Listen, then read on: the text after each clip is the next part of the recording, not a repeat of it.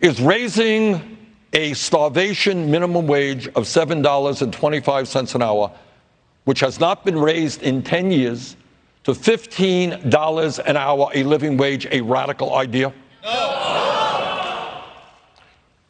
Is making public colleges and universities tuition free so that all of our people have the opportunity to get a higher education in a competitive global economy. Is that a radical idea? No. Is doing what every other major country on earth does, guaranteeing health care to all as a right. I live 50 miles away from the Canadian border. This is not a communist society up there in Montreal.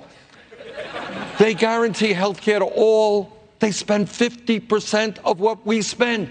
Is passing a Medicare for all single-payer system a radical idea? No! So what you just heard there was Bernie Sanders earlier tonight on a Fox News town hall talking about his vision for America. And this demonstrates, guys, that Bernie Sanders has the ability to go into the conservative lion's den and win converts to progressive and democratic socialist policy. What Bernie Sanders was doing here was demonstrating that his policies are not extreme. They're not far left. They're not marginal. They're not policies that the regular American population can't enjoy or doesn't understand. They're common sense values that regular working class folk, even if they identify as conservatives, or even if they identify as Republicans, or even if they're Fox News watchers, can understand and appreciate.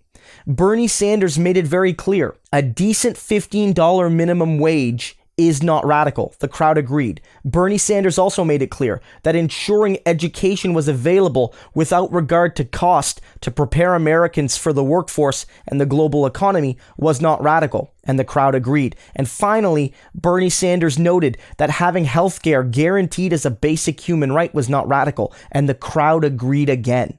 And this is on Fox News of all networks. This is not on one of the quote-unquote liberal progressive networks. This is Fox News. And what this shows, guys, is that Bernie Sanders is the very person poised to actually win this upcoming election.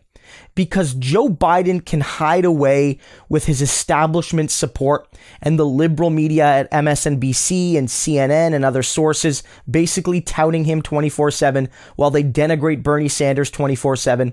But Bernie's the one going into spaces to convert people to progressive causes. He's not just trying to rally the people that already support him. He's trying to bring new people along to the movement to build a better America, going into spaces that a lot of liberals have just sort of written off. They've written off Fox News watchers. They've written off people that would go to a Fox News town hall, but not Bernie Sanders. Bernie Sanders has the ability to win independents, to win soft Republicans, to win the people that maybe voted for Obama in 2008 and 2012, but maybe now identify as Republicans and watch a lot of Fox News. When they see Bernie, they're willing to hear him out, and they like what they hear. You're not getting that from Joe Biden. There were other moments in this town hall, that wasn't the only one, where Bernie Sanders effectively had the crowd cheering him and the crowd booing the Fox News hosts. There was an instance where Bernie made it very clear about how we can make healthcare better for everyone without it costing more for the average working and middle class American, where Bernie Sanders basically said that for some people, your tax bill may go up, but when you factor in lower copays and lower deductibles and a higher quality of service, you will be getting more for less paid. The people love that. And when the Fox News hosts tried to insinuate that people like their private insurance, people like being trapped by their employer to have their substandard insurance that may or may not even cover the illnesses and treatments and surgeries they need, they literally booed the hosts. Bernie Sanders had the crowd at a Fox News town hall booing Fox News. Sounds great. Sounds like the kind of thing you want from a presidential candidate going into an election where, yes, you need to drive turnout, and Bernie is going to make that a goal, but you also need to flip some Republicans over back to the Democrats, especially ones that were Obama voters in 2008 and 2012. Joe Biden hasn't made any of these moves. We've talked about it on the channel, that even Rachel Maddow, who's largely supportive of the Democratic establishment, can't get an interview with Joe Biden.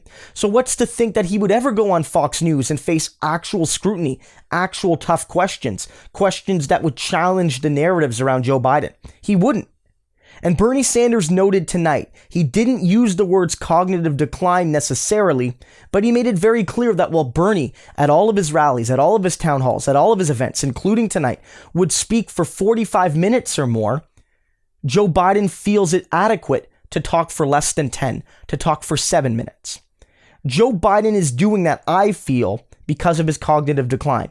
But even if that isn't the reason, Joe Biden is still avoiding the media. He's avoiding the voter. He's avoiding the Democratic base, and it's unacceptable.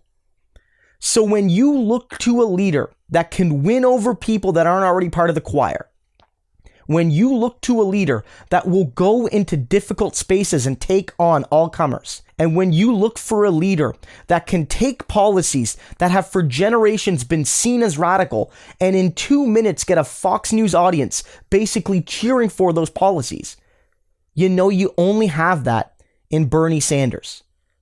Let this clip be shown to as many of your on-the-fence Democratic friends as you can.